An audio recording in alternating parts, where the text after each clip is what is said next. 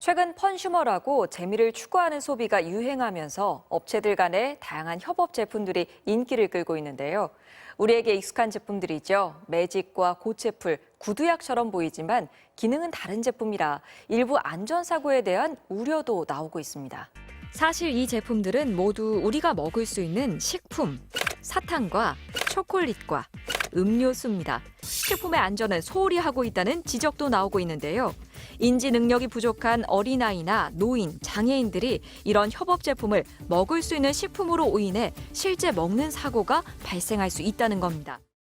코로나로 인해 집에서 시간을 보내는 어린이들이 많아지면서 영유아 삼킴 사고 안전 문제가 이전보다 증가하기 시작했습니다. 특히 5세 미만 영유아의 가정 내 안전사고가 많은데요. 부딪힘이나 추락사고도 많지만 장난감 삼킴 사고가 가장 빈번하게 발생하고 있다고 합니다. 장난감 삼킴 사고는 비비탄이나 풍선을 입이나 코로 넣는 경우, 구슬을 입에 넣어 삼키는 경우, 조립왕구를 분해하고 놀다가 입에 넣는 경우 등 다양하게 발생하고 있는데요. 이뿐만 아니라 화장품 삼킴 사고로 인한 화장품 성분이 아이를 위협하는 경우도 발생하고 있다고 합니다. 식품 모양으로 출시된 화장품을 먹을 것으로 오인하여 아이들이 입에 넣는 상황이 발생함으로써 일어난 사고인데요. 이처럼 아기들이 진짜 먹을 것으로 착각하게 만드는 펀슈머 제품으로 인한 안전사고가 최근 사회적 이슈로 크게 떠오르고 있습니다. 펀슈머란 펀과 컨슈머의 합성어로 소비를 통한 재미를 추구하는 소비자들을 겨냥한 마케팅인데요. 특이한 상품에 재미를 갖고 열광하는 소비자들이 많아지면서 트렌드가 되었지만 어린아이들이 음식으로 착각하여 제품을 삼키는 문제가 발생해 사고 우려가 있는 제품으로부터 소비자 안전을 지키기 위한 규제가 필요하게 되었습니다.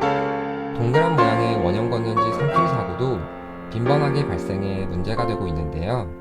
아이가 건전지와 같은 이물질을 삼킨 것으로 의심될 때에는 무리해서 구토를 유도하기보다는 즉시 병원으로 데려가 전문적인 진단을 받고 치료를 받도록 하는 것이 좋습니다. 어린아이의 삼킴 사고가 일어나면 장기에 손상을 일으킬 수 있으며 기도가 막히게 되는 경우는 사망까지 이어질 수 있기 때문입니다.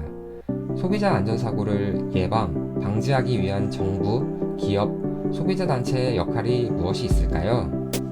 정부는 영유아 삼킴 사고 위험이 있는 제품에 대한 안전 정보를 명확하게 잘 보이게 표기할 수 있도록 규제와 모니터링을 하는 것이 중요하며 영유아에게 유해한 제품에 대한 리콜 및 제품 안전 관리 체계 마련에 지속적으로 힘써주시길 바랍니다.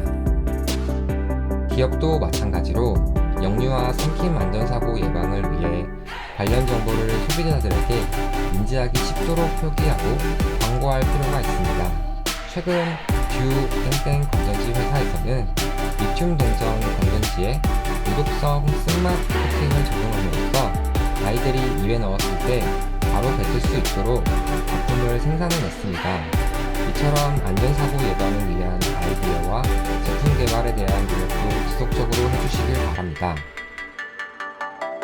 소비자 단체 및 어린이 안전과 관련된 시민단체에서는 아이들이 완구나 건전지 삼킴 사고로 고통을 겪지 않도록 관련 사고를 예방하는 안전 홍보 캠페인을 활발하게 진행해야 합니다. 소비자 입장에서는 완구, 화장품, 공산품 등 제품 구입 시 아이가 삼킬 가능성이 있을지, 그에 따른 유해성 등 미리 생각하고 정보를 잘 확인하는 습관을 들이도록 해야 합니다. 제품 구입 후 집안에 아무렇게나 방치하여 아이들이 삼킴 안전사고에 노출되지 않도록 특별히 신경을 써야 합니다.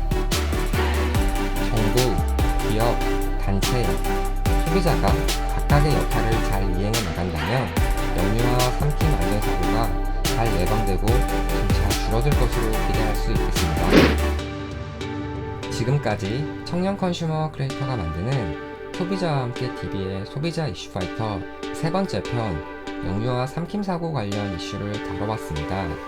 영유아 삼킴 사고에 대해 좀 더 자세히 알고 싶다면 한국소비자원 홈페이지 혹은 1372로 연락하시면 좋을 것 같습니다. 다음 편도 기대해주세요.